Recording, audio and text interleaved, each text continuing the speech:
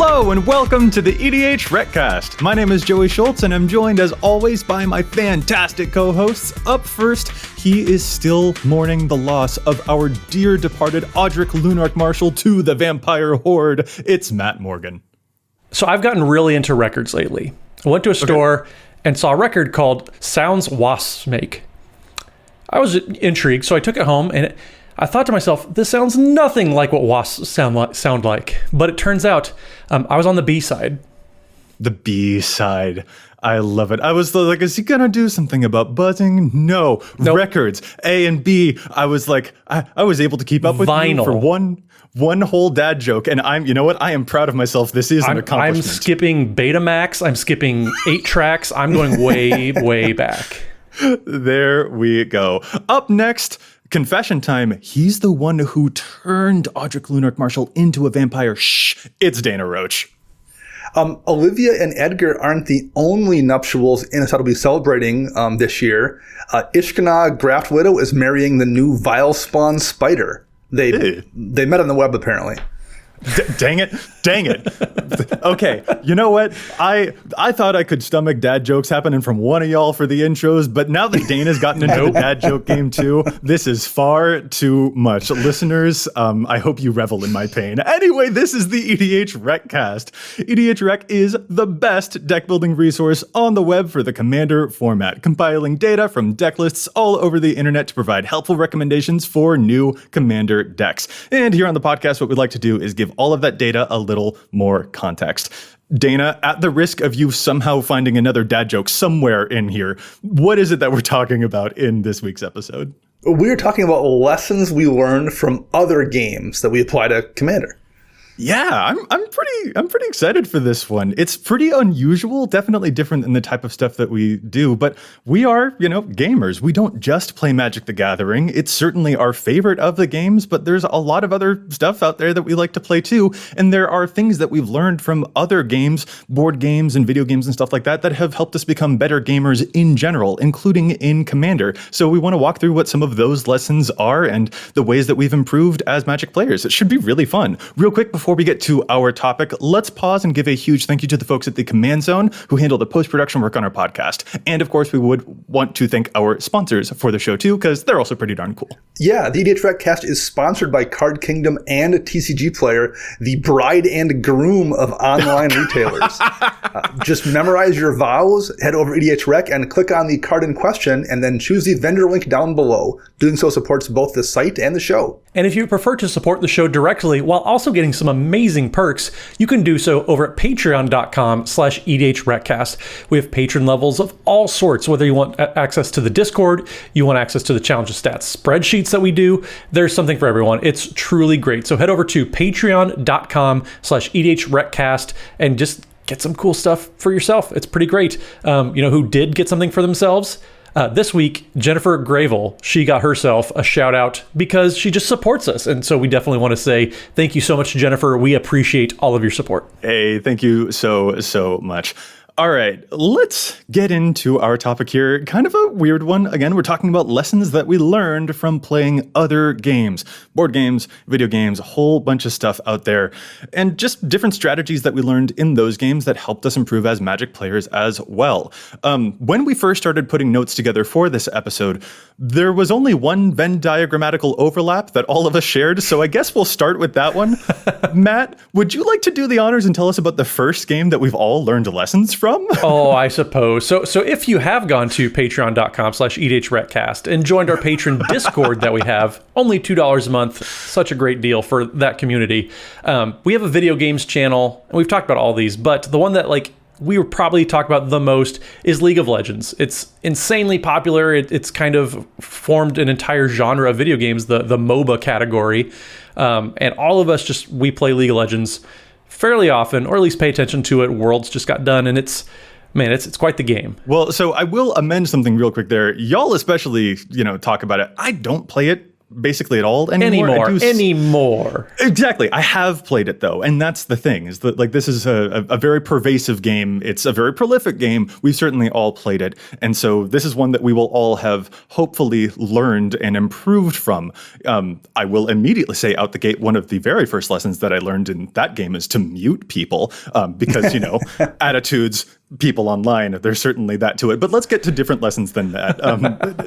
Dana, how about you start us off? What is a thing about League of Legends with those massive multiplayer MOBA, all of the people taking down towers, getting rid of nexuses, trying to work as a team? What is a lesson that you learned playing this game that you think has made you a bit better at Magic the Gathering? So the lesson I learned here, and of course some of this lingo is going to be nonsensical if you've never played the game. So apologies to listeners who have never played League of Legends. But one of the things you need to do in that game to succeed is there's these small creatures called minions that you have to kill basically alongside trying to not get killed by the opposing person you're going against in lane. The better you are at harvesting gold by killing those minions while also not dying, the easier it is and the faster it is for you to buy gear that makes you stronger over the course of the match, the faster you can advance your character. And really, the better you get at that game, the more important that gets, and the more those little tiny differences matter.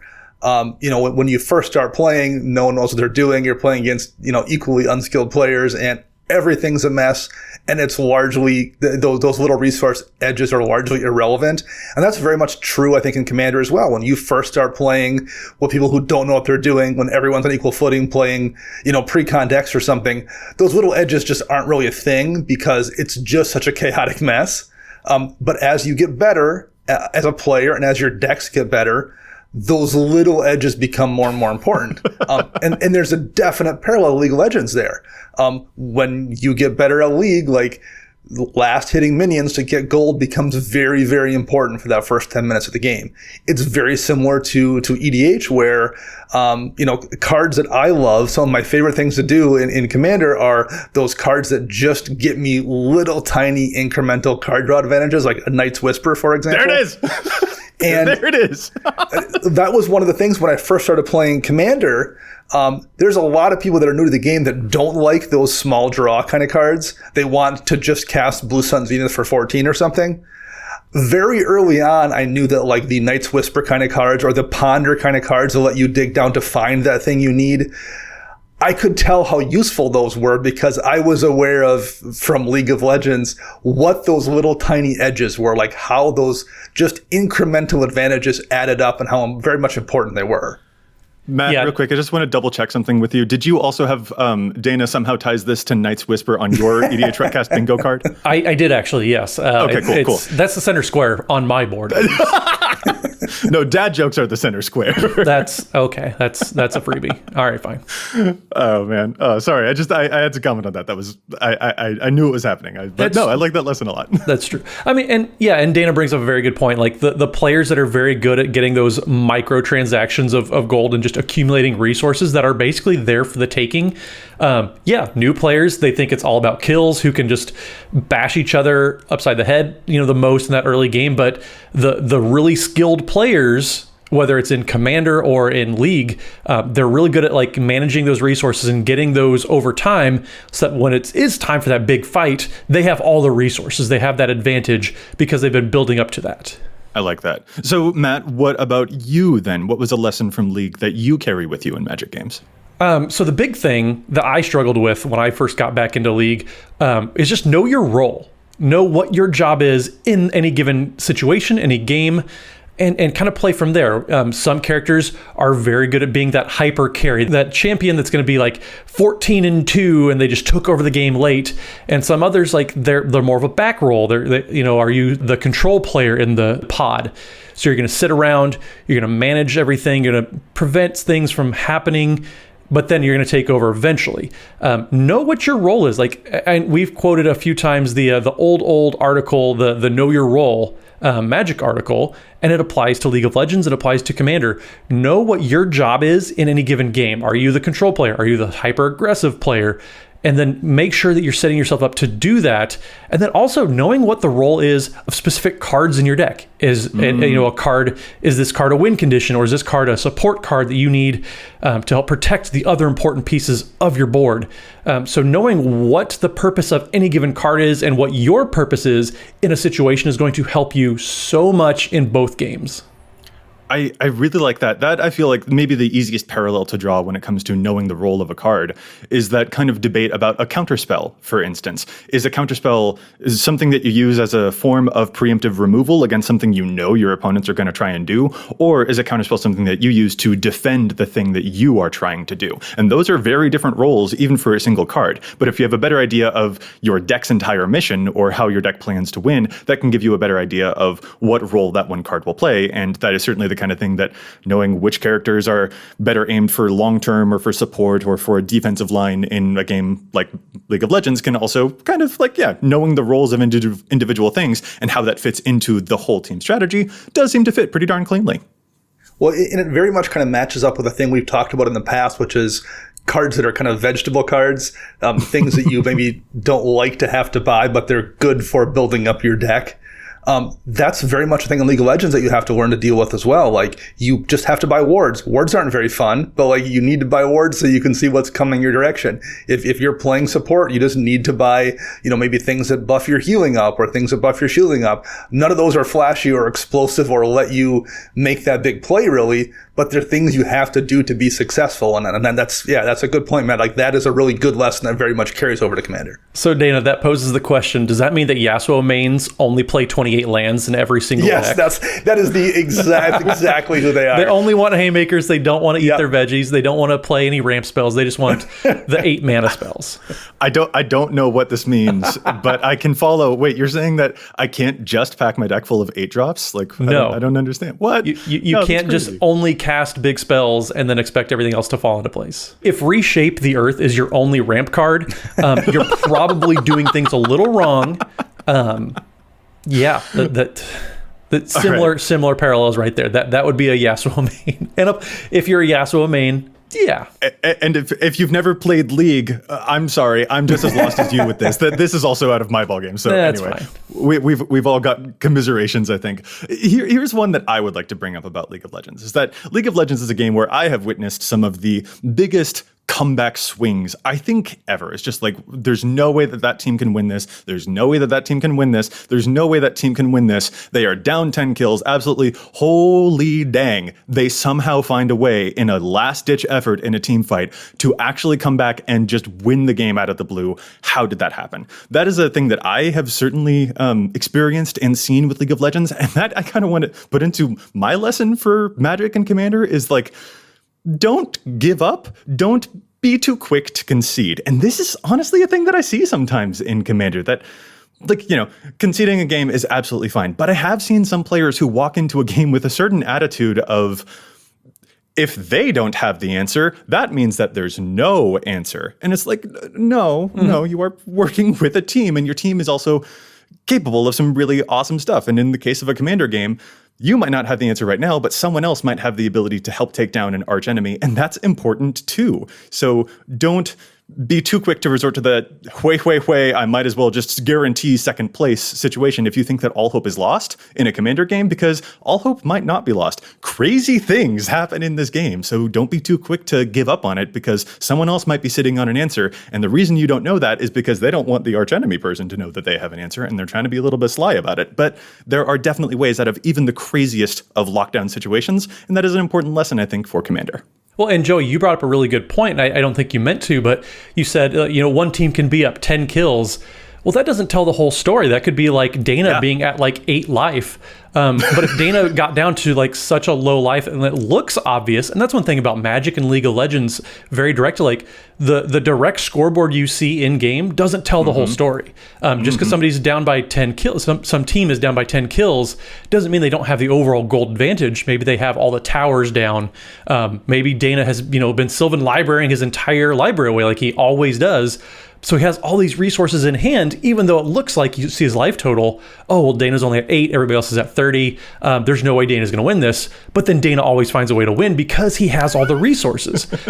League of Legends is a lot like that too, where you might be down on the immediate scoreboard and your teammates are trying to forfeit the game, but you're like, well, actually, like we all have like huge item advantages. We have all the towers down. We're going to win. Those games happen all the time, whether it's those situations in League or those situations on twitch.tv/EDHRECast where Dana just happens to be, flinging Kresh the Blood Braided because he spent a whole bunch of life putting +1/+1 counters onto Kresh. Well, that's kind of a good segue, actually, Matt, into what my next game here is, talking about information, and that would be poker, in particular Texas Hold'em. And the lesson I've taken from there is almost exactly what you said. The information you see might not be the full story. And not only might it not be the full story, it might be a lie. It might be information that actively deceives you into thinking something else is happening. The way Texas Hold'em works is there's a pool of cards face up in the middle of the table. If you're not someone who's seen Rounders, you should pause the show and go watch Rounders if you haven't seen it. Dana, I just have a quick question to interject there. Do I have to pause recording right now and go watch it? Yes, you should. Well, Joey, first you have to find the VHS. The VHS? Yeah. Oh, no. Okay. You can't stream Rounders. Yeah, that's the true experience would be on VHS, absolutely. So now that you've gone and watched Rounders. Yes, I've certainly done that in this time. So there's a pool of face-up cards in the middle of the table that everyone has access to. Everyone's using simultaneously, and you have 2 cards face down. So if you're looking at those cards and, for example, there's a 3 of spades and a 3 of diamonds and a 4 of spades and a 5 of spades and a 6 of clubs, what you're seeing there doesn't tell you what's going on. With a 3, 4, 5, and 6 face up, if someone's holding a 2 or a 7, that's a really easy chance for them to have hit a straight, which is a pretty good hand. But everyone could have that because it's very easy to hit because there's 4 cards there. Sorry, Dana, this part is definitely going over my head. Is this the point where Rounders information would have helped me understand the metaphor? Maybe a little bit. It would help if you at least knew poker, I guess. Okay. But in this case, there's also 3 spades showing face up there. So if someone has 2 spades in their cards and they've got a flush and that beats the straight, that's much easier to hit. So just because you have that straight doesn't mean there isn't also a flush in someone's hand.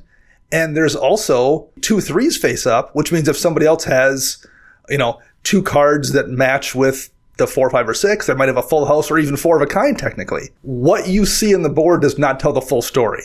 And that is so true in Commander. What you're seeing in front of you and what you think is going to happen is not necessarily what's going to happen. As a matter of fact, it's very rarely what's going to happen, I think.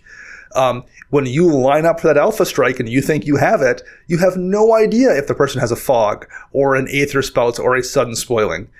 The game can change so quickly based on the information that you don't know. And that is super important to remember and to try to plan around whenever possible.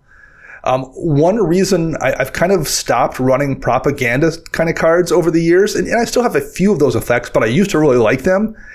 I got burned so many times thinking I was okay from a propaganda in play, and then someone would just, before the end of the turn, disenchant, and then your entire house of cards collapses. Hey, House of Cards, connecting the poker metaphor. I see what you did there. There we go. It's all coming together. During the 2-hour gap when we all watch Rounders, I came up with that analogy. Lord. Well, okay. So to sort of piggyback off of this, I will certainly say that, the battlefield is often not what you think it's going to be because just like poker, Magic is also a hidden information game. So I might have made a certain attack knowing that Matt might interpret that as my defense is being down, and I've got that Aether Spouts hiding in hand to specifically try and bait that. Magic is also a game where you can bluff. Poker is all about bluffing, to my understanding, based off of the Rounders. It's a show, it's a movie, it's based off of the Rounders. I know that Magic also is about bluffing. I'm trying real hard, man. I'm sorry. Well, all of my poker knowledge comes from the James Bond Casino Royale. So what I learned that if you're Mads Mikkelsen, you can just buy back in whenever you want, right? Right. Same thing with Magic. Totally, yeah. We're straining really hard to piggyback off of Dana's lesson here. I think that's a great lesson, though, Dana. The point here is Mads Mikkelsen is the best part of every movie he's in. That's true. I think that's what Matt was getting at. Yeah, well, and then a relevant point too, besides Mads Mikkelsen being amazing, is that you never know what people have in their hand. Like they might be bluffing, they might be trying to maybe prod something out of your hand even, or just trying to bully you out. Maybe they don't have anything and they're just trying to throw everything down and get you to kind of bow out or maybe do the dirty work for them. You never know what people have in their hands. So maybe kind of what Dana was hinting at is just as much as you're playing the board, you're also playing the players. There's kind of a sub game and it's kind of not directly happening, but it's also very directly happening at the same time. I mean, like I guarantee at some point, all three of us have been playing a blue deck and have intentionally left blue mana up to represent a counter spell that we didn't have. And then even went so far as when someone made a move to reach for the lands and then not tap them and say, no, that's fine, go ahead. Like we've all done that. Everyone's done that. But like that's an important thing to do in the game. And I think people that have played poker definitely learned that lesson faster than other players. I think I for sure did. Well, and not even like, that's fair. It's not even like pump faking that spell directly, but if you kind of say, well, hold on a minute, and you kind of, well, maybe, and you kind of tank a little bit, and you say, no, that's okay. Even if you don't have a counterspell in hand, that's putting it in the back of players' minds that like, oh, he's probably got a counterspell. So it's going to change how they play completely because they think you might have one, even if you don't have any counterspells in your deck at all. Well, and this coming from you especially, you don't even play blue all that much. So when you do the thing where you're just like, oh wait, hold on. Okay, yeah, no, that's okay. And I know you're playing Selesnya in like 3 of your decks over there. I'm just like, well, it's not a counterspell. What could it be a counterspell? It's probably not. He doesn't have. What could it be? Like that's even more of a mind trip, even when you're just bluffing. It's like, Mana Tithe. I'm still playing counterspells. It's just Mana Tithe. It's just Mana Tithe. Oh, okay. I cracked an Urza's Bauble recently in a game and looked at the top card of a player's library, and it was a basic mountain. I held it for 15 seconds like I was reading it, and I went to put it back and stopped and looked at it again like I was reading it to make sure I understood it. It's like, what, and then put what it does back that even on top. do? But everyone spent it for several turns trying to figure out what the card was and like waiting for the hammer to fall from the basic mountain. And you just threw a whole bunch of attention onto that person just by doing that, that's really clever. Right, yeah. I really like that. And like that kind of thing is absolutely the kind of thing that just that's a very poker feeling move, and it's something I got from having played a lot of poker, particularly in college. Sweet deal. I'm going to move on to a different game here. This is one that I've played a handful of times. It's also a multiplayer game, and it also has personalized decks, which is why I think it has a lot of parallels here to Commander. I don't think you guys will necessarily have played it, though. It's called Villainous. It is a Disney villain game. You play as people like Ursula or Jafar or Scar, a bunch of those different characters, and you have your own unique win conditions and stuff like that. Like, it's really cool. You've got your own personal deck. Each villain wins in their own specific way. The thing that I think is really interesting about this game, though, is that it has a specific version of removal. You like move your character around on your board so that you can do things like taking your own actions, and you can use certain things. I think is called like the fate space, which disrupts some of your opponents. What I like about the game, and what I think is important to carry as a lesson from that game to Magic the Gathering as well, is that the number of times that you can use that fate effect to interact with your opponents and to kind of disrupt them is limited by the actual turns of the game. You can't keep doing it over and over and over again. And when I think about the amount of interaction you can do in that game compared to Magic, like, yeah, maybe you don't want to overload your deck with too much removal after all, because the game needs to be carried forward with your own momentum as well. It's kind of a neat trick of the design of that game that it does force the game to go forward, and you can't all gang up specifically on just using removal all of the time. And I think that that's an important lesson for Commander players as well, that you shouldn't overload your deck with too many removal spells because you also need to be in charge of your own forward action. My Jira with Eyes Open deck is a mono-white Super Friends deck. So there's really no creatures in the deck at all, except for the commander, basically. And when the commander dies, that's a good thing, because I can recast him to go get more planeswalkers. That deck will be better with, half a dozen or 8 or 10 board wipes, probably, because it's going to hurt me very little, and it will keep everyone else in check, while my planeswalkers can keep doing their thing untouched. That's not going to be a very good time, though, I don't think, for anybody I'm playing against. If I'm just casting, Day of Judgment, then Wrath of God, then Austere Command every single turn while I roll up planeswalkers. So while the deck might be better and might win more games, it's going to be a miserable thing to play against. So that's definitely a something that you could apply from that villainous game, Joey, to that particular deck, where there are decisions you have to make sometimes just to ensure everyone gets to actually play Magic and have a good time. Well, and that might be kind of something that's parallel to a lot of different games out there, is like, yes, sometimes there's like an optimal build for any given character in any given game, or an optimal build for a commander.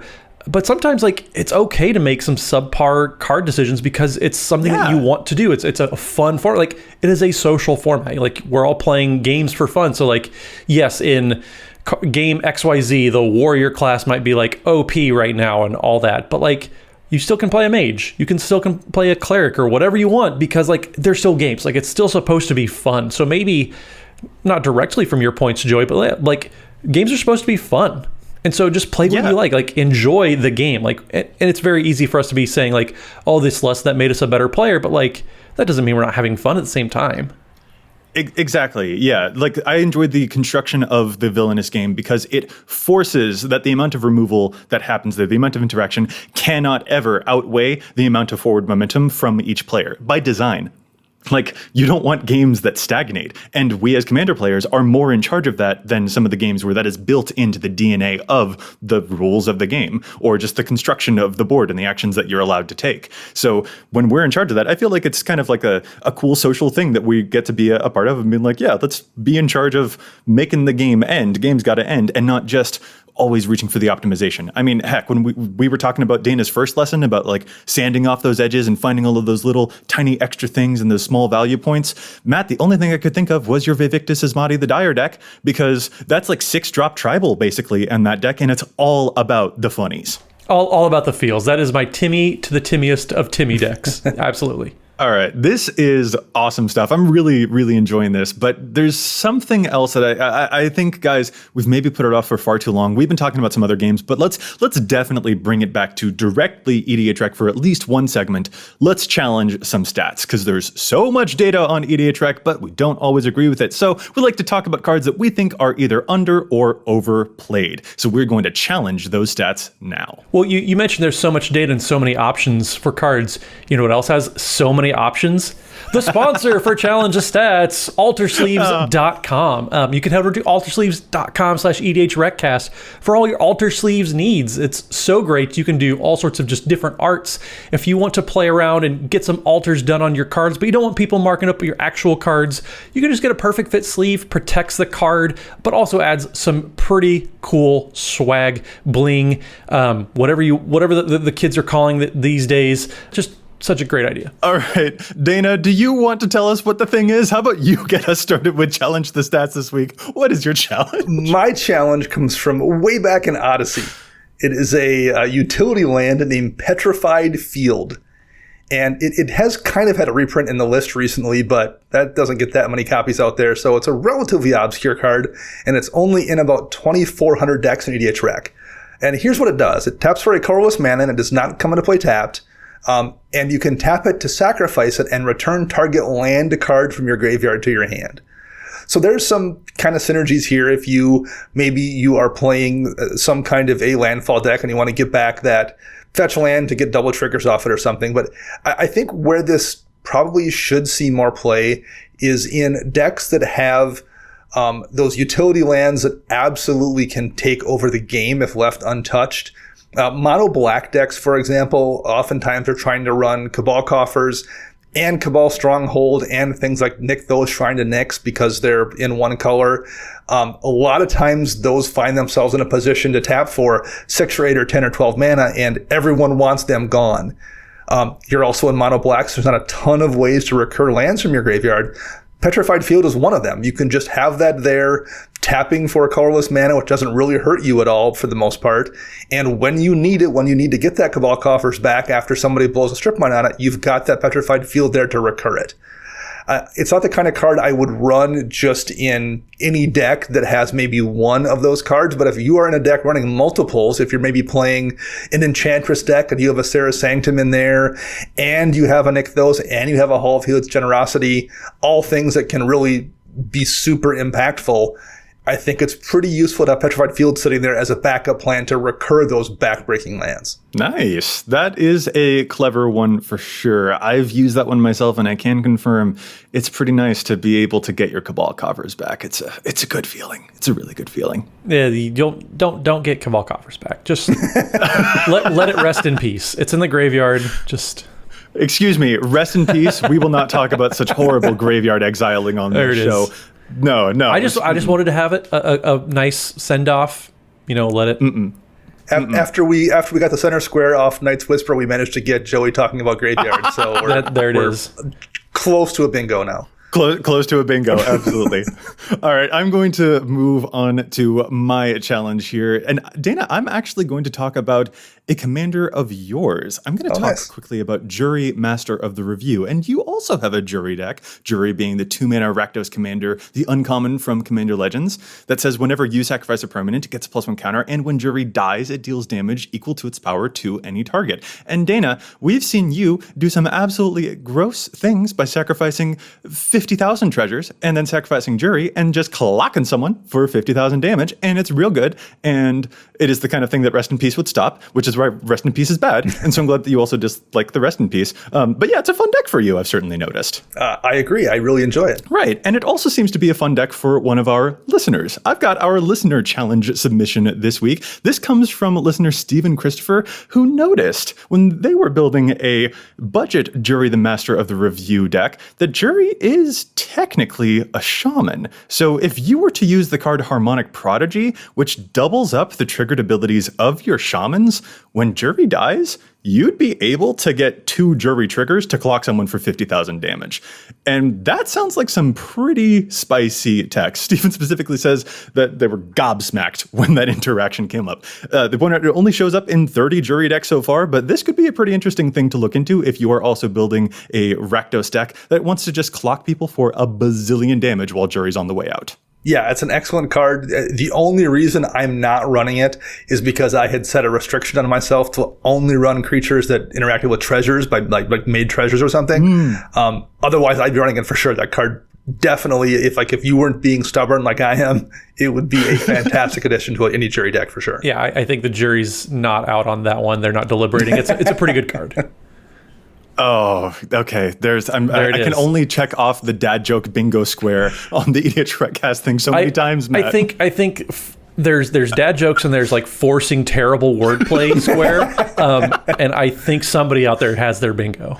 I think you're probably right. All right, Matt, take us to your challenge to round us out for the week. What is yours? So my challenge this week, actually, I know I keep shouting him out, but Jevin Lordy has a great article series over at EDHREC where he's challenging stats just every single week. He's digging into all sorts of different commanders.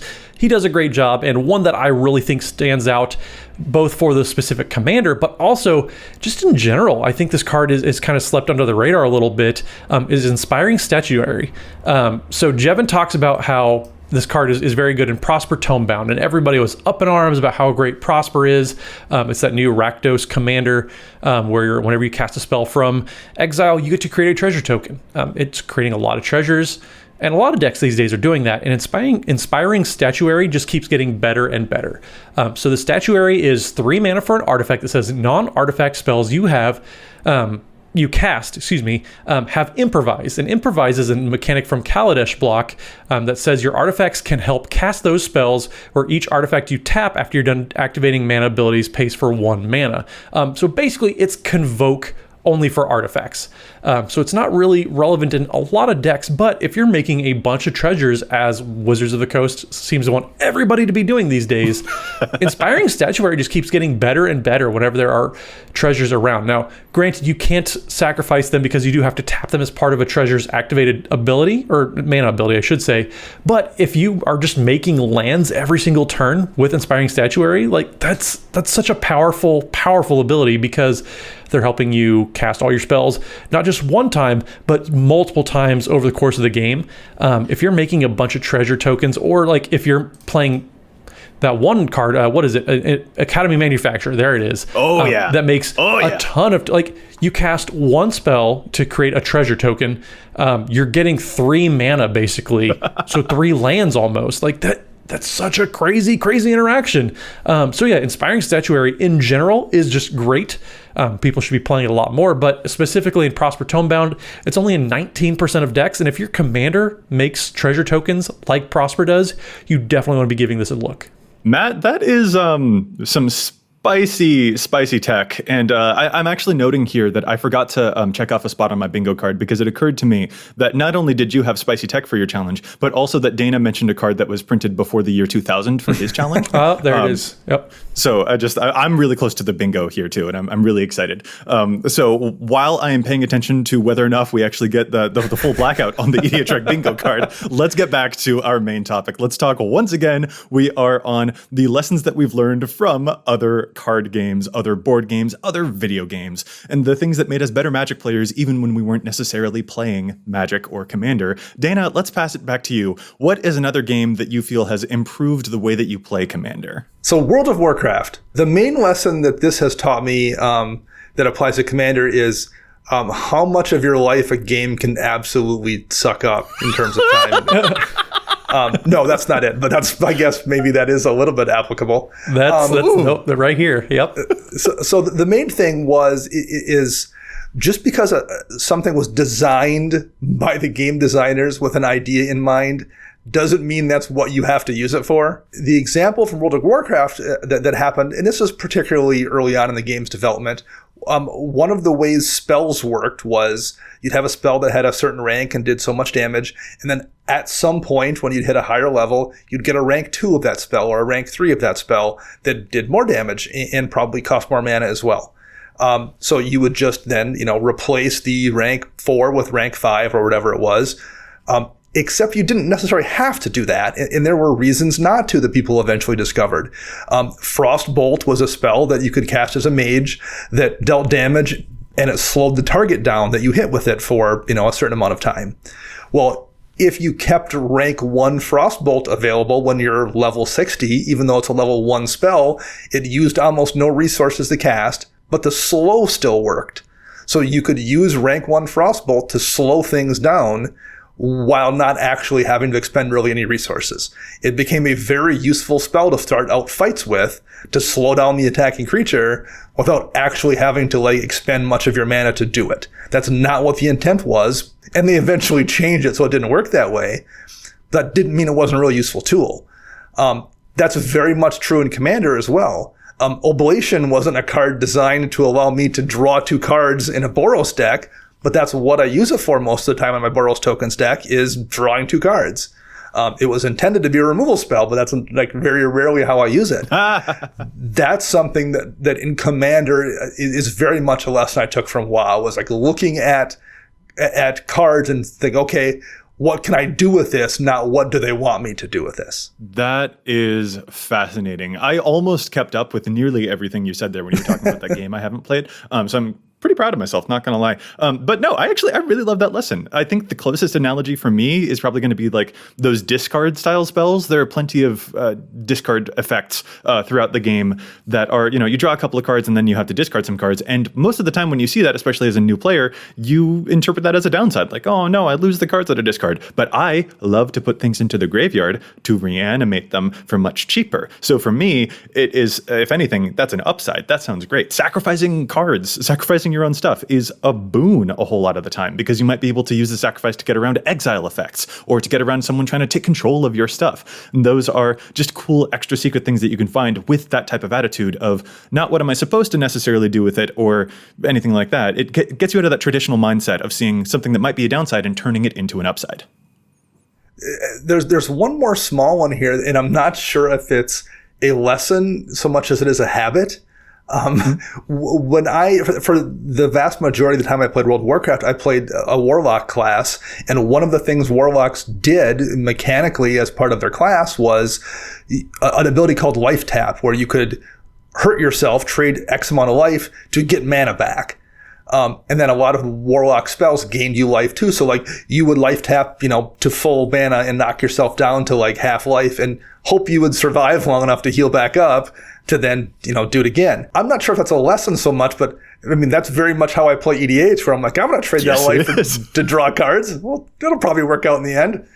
So I think that's definitely, I mean, maybe there's a lesson there in that you can you can trade resources. It's useful to expend resources to get other more useful resources. But having thought about this for this show, I've come to realize, I wonder if that's where I got that habit from.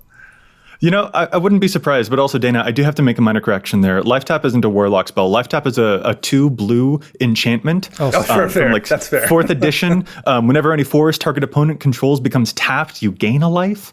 So you're completely wrong about that. Life Tap is a completely different thing. And actually, Joey, I thought you were going to say the old WoW joke which wasn't that it traded a Warlock's life for mana. It was that you traded your healer's mana to get more mana of your own. Oh, dang. Okay. See, I think WoW is great just for self-exploration because to nobody's surprise, I played Ret Paladins. So I just went Smash all over everything. And that carried over to WoW. So yeah, or carried over to Magic, I should say. So yeah, I get it. Yeah. Smash. No, it is interesting to see how often our predilections in one game maybe line up with the same type of attitude in another game, because there might be some games where I'm like, I really like playing the Sorcerer in this card game over here, but in Magic, I really like playing the Necromancer and this type of thing. But Matt Goes Smash is bingo. That is applicable to every. Oh, dang it. I'm the square I'm waiting on is Dana to terribly mispronounce some name. That's the one I'm waiting on. So someone talk about oubliette real quick. Obliute. We can just transition into talking about Settlers of Catan. Settlers of Catan. Oh no! What lessons do we have to learn from Settlers of Catan? Oh man, I think we broke Matt. There's another bingo. That was too well done. Thank you. Thank you, Dana. But yeah, Settlers of Catan, or Catan, as some would call it. I feel like this is almost like a rite of passage for a lot of board game players. If you go into any game shop, there's always a display version of Settlers. It's probably the most commonly played amongst not even real gamery people. It's just a very fun, accessible game. But there are definitely lessons that I think you can glean from Settlers. And the first one, if you've ever played with my friend group, is always be suspicious of what people have in their hands. You never know what cards they have. And we've kind of hinted towards this a little bit, but that's a big one, is if they're bluffing, they might be bluffing, or are they? I don't know. Or are they? Just always be suspicious. Don't trust anybody. And which kind of brings me to another point of when somebody makes a deal with you, when somebody gets political in Magic or in Settlers, always just assume that they're trying to get the upper hand. So kind of ask yourself, is this short-term deal? Is this a spike that I'm going to get right now? Is this going to set somebody up for the long term? So always assume that if somebody's willing to make a deal with you, they think they're getting the better of that trade. That's just something that I've seen so many times, whether you're playing Settlers, whether you're playing Magic, people are getting political, hey, don't attack me this turn. Or maybe if you do this instead, there are always deals going down. And so always assume somebody else is trying to get the upper hand through that deal.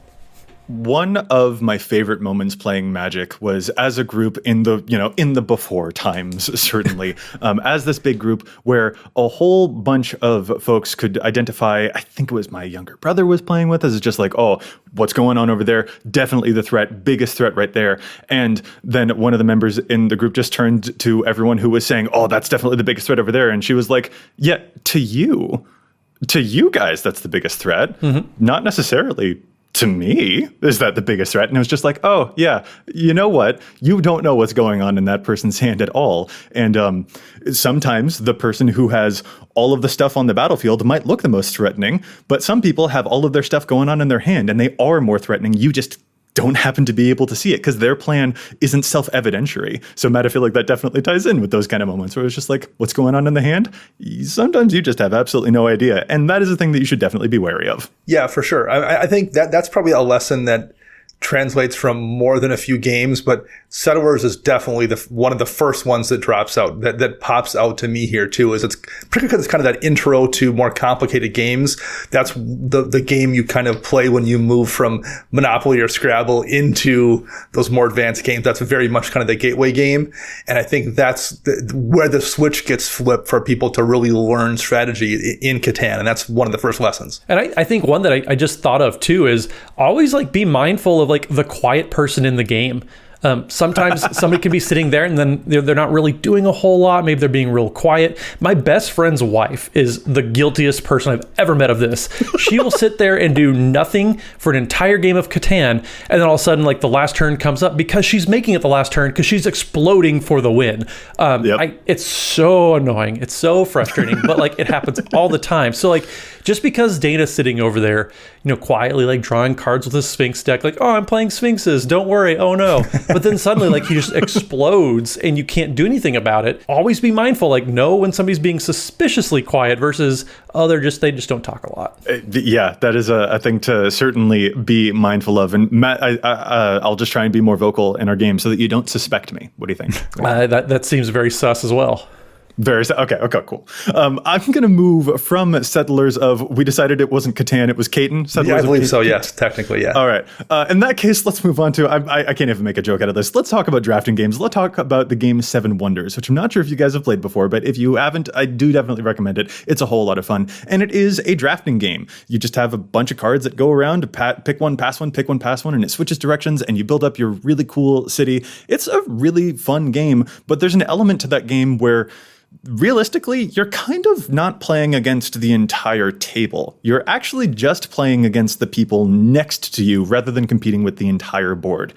And this one, I think, is especially useful to kind of remind myself that I don't always need to be the number one winner of all time. I need to play my best game. I need to focus on what I am doing at the table, because it's certainly possible in a game as big and crazy as EDH that I can do all of the right stuff and someone else just happened to do a little bit better, but that didn't necessarily have a whole lot to do with what necessarily I was up to. And that I should focus on playing my best game and having my own fun there, rather than I need to conquer the entire table. That's not the goal of that game, and it doesn't need to be the goal of any game. Sometimes you're really there for the ride, and interacting a little bit more personally is a fun lesson that I've learned from playing Seven Wonders.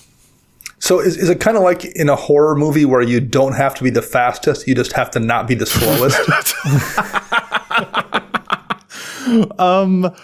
Weirdly, that analogy is kind of apt, okay. I guess. Like, it's not wrong. It's not necessarily what I would focus on, but you aren't technically wrong, okay. I suppose.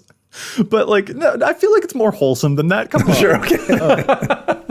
Well, no, especially because like it is certainly the case that you can play a perfect game and someone across the table from you still might end up winning instead, but you did everything right. And so that's also a lesson of not focusing too much on the result of what happened, because whether you win or lose isn't always connected to whether you played optimally and did your best game. You played your best self, basically. And that I think is also a good lesson to keep in mind, both to focus on the fun, that you don't always have to win to have the fun. It can be a more personal experience. And also to not focus too much on what the result is, because sometimes the result doesn't necessarily reflect how well you truly performed. Well, so a lesson kind of parallel to what Dana said, where you just have to be not the slowest person.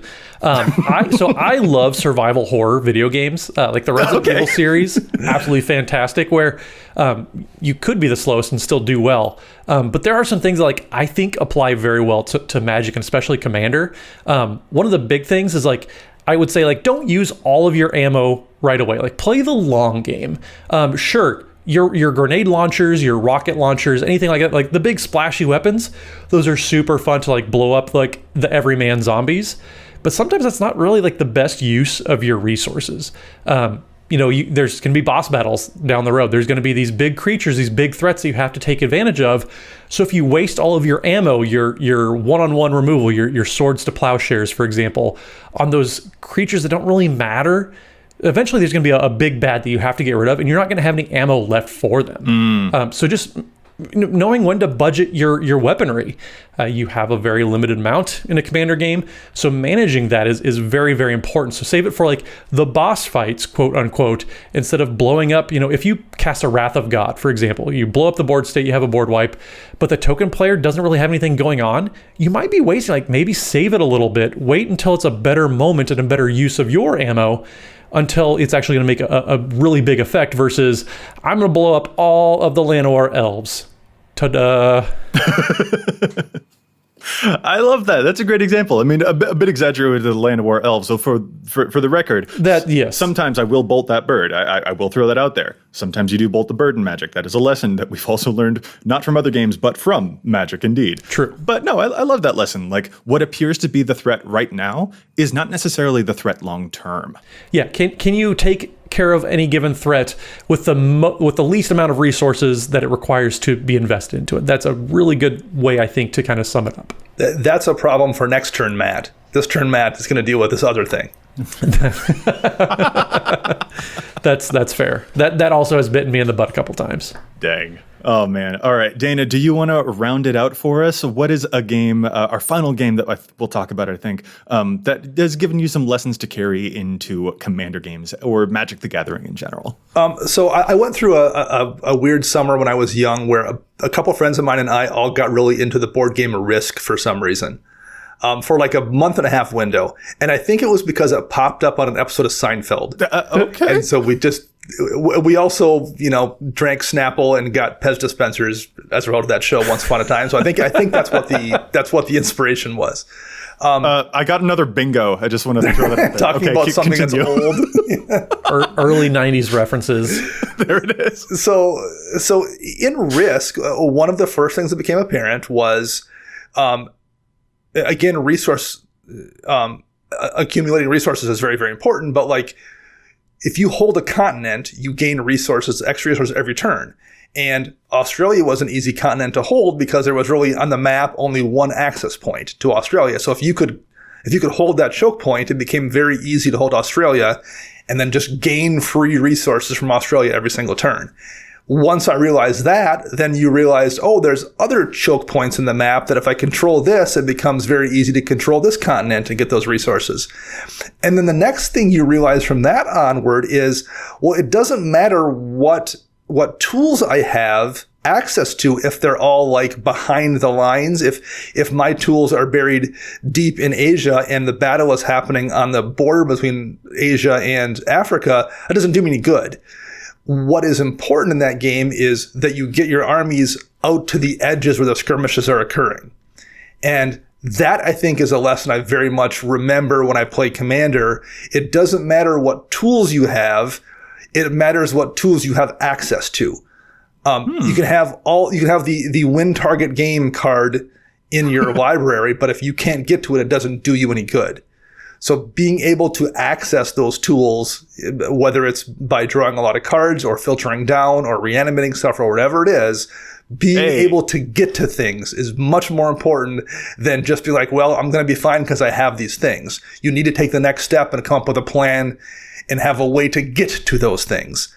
And I think that's something I'm very conscious of in Commander is it's not just about having things be available, it's having them be available so you can use them readily.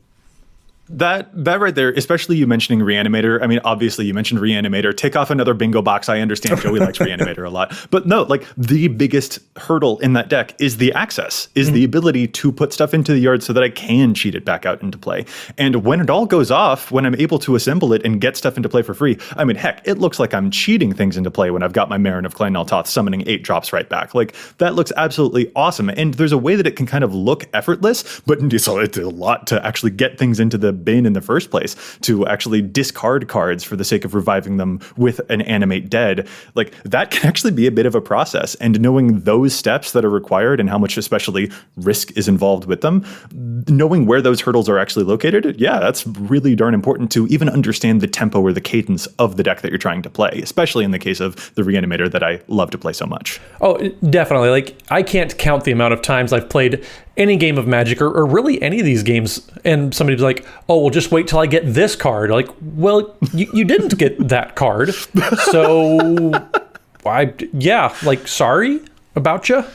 Well, and specifically, like, you might, Matt, you're the type of player to stop them from ever getting that card. Yeah, and playing around that. Yeah. Yeah, or people like, the game's over and they like, okay, I just would have had 3 more turns. Like, but you didn't have the answer in your hand. And so playing the what if game, like in Risk, like, you could have won, but like you had all your resources in the wrong place, so you weren't able to. So like, okay, like we're playing the what if game, and like that just, it doesn't help. It doesn't help you. It doesn't help become a better player. So focusing on like what you could have controlled instead of what was out of your control, that's always something very good to take away too. And especially if you are playing against someone like Matt, where like they're kind of making you play that what if game because the way that they played made sure that you would never have the opportunity to dig down to find those things. Matt will certainly, he will suit up that battlefield so much that if I take time to cast a big mill myself spell, he's going to punish me for it. So that is also a really important thing to keep in mind of like how what you need is affecting the way your opponents play to prevent you from getting what you need. Well, and speaking of punishing Joey, I'm going to sneak another game in here. It's not getting into the show notes. Curveball for Joey. But one last game that I want to mention, at least, is King of Tokyo. It is probably my favorite board game of all time. It is absolutely a blast. It's like the most like beginner friendly. Like if you've never played a board game in your life, you can still play King of Tokyo. And the point of Tokyo is either like to destroy all the other like big Godzilla monsters that everybody else is, or to like become so famous and like take over Tokyo. You become the king, as the name suggests. And so one of the big strategies is like you move into Tokyo and you become kind of the big bad where everybody starts to gang up on you. And know when you can handle becoming the arch enemy in a game of Magic versus when you need to kind of take a back seat, when you need the pressure to come off of you a little bit and be a little less suspicious and people kind of to focus other places for a little bit. Sometimes, in a game, you can be the big bad right from the gate because you can just brute force everything. Kind of like in King of Tokyo, sometimes you get just the right abilities for your monster where you can withstand a lot of damage or a lot of pressure from other players. Other times you need to know when to kind of step back a little bit, let other people, get beat up a little bit, and then you can sneak in for the victory later on. So knowing when you can handle pressure from other players and when you need to step back a little bit, that's so key, especially when you're playing on twitch.tv/EDHRECast where everybody's a little suspicious. So if you start taking over, maybe you need to lay low a couple turns and spin your wheels a bit. Oh, Matt, I love the surprise. First of all, like I am here for King of Tokyo's Battle Yahtzee. It's such a fun game. Oh, yeah. That's absolutely so good. And it literally has direct parallels. The lesson you just listed there, I'm thinking immediately of the flavor text on the card Marchesa's Decree, which introduces the Monarch into the game. Like what better parallel for King of Tokyoing being the top spot to get extra benefits than the Monarch token, where we draw a bunch of attention to ourselves and it makes people want to attack us. The flavor text on Marchesa's Decree specifically is a quote from Queen Marchesa saying, "Those who seize power must have the means to hold it." And that's such a good lesson for multiplayer games. I love that, Matt. Yeah, I mean, just having multiple threats around and just can I take these three other people? Can I take these X amount of other players at the table? Can they beat up on me and I still win? Or do I need to like not let them beat up on me? That's so important. Awesome. This guys, this was a really fun topic. I'm so glad that we got there. By the way, Dana, I want you to know that you actually you can tick off a spot on your bingo card there because Matt plugged the Patreon and the Twitch at least 5 times throughout the episode, so you can fill out another spot on your EDHRECast bingo card, and I think that might get you the blackout. It's close. I think I'm one short. We see the Selesnya joke here. Matt, can we get it right before we leave? I'm deliberately going to not because I don't want Dana to get it. I only got 4 corners today. I didn't get my my whole bingo. Wow. No matter what the game is, it turns out that Matt will somehow find a way to do the betrayal. If I can't win, then nobody else can. I'm going to take my ball and go home. No. Oh, man. Listeners, we would really love to hear from you, first of all, about how many of the spots on your bingo card that you were able to check off this episode. And we would also like to hear from you about the other games that you play. What other board games, video games, card games do you play that you feel have made you better at Magic? We'd love to hear your thoughts. Share them with us. It's going to be really cool. I really like this topic, guys. Again, this was so much fun. But let's call it to a close for now. If our listeners would like to get in touch with us, where is it that they can find us all? Matt? So you can find me on the Twitters at the Selesnya Master. Dang it, I said it. Sorry. There you go, Dana. Got it. Got it in. But really, on Twitter, at Mathimus55. That's MATHIMUS55.